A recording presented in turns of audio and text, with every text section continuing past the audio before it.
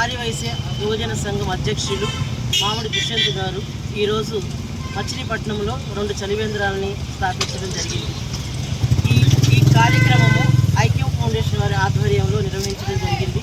ఈ కార్యక్రమానికి గౌరవ అతిథులుగా మచిలీపట్నం టౌన్ డిఎస్పీ గారైనటువంటి గౌరవనీయులు రాజా గారు చలివేంద్రంను ప్రారంభించారు. అదేవిధంగా టౌన్ డిఎస్పీ గారైనటువంటి రాజా గారితో పాటు ట్రాఫిక్ సిఐ గారు శివగారు కూడా ఈ కార్యక్రమంలో పాల్గొని కార్యక్రమాన్ని ప్రారంభించడం జరిగింది. చిలకలపూడి ప్రాంతంలో కూడా ఈ చలివేంద్రాన్ని ప్రారంభించి సుమారు 500 మందికి ఆహారం మజ్జిగను పంపిణీ చేయడం జరిగింది.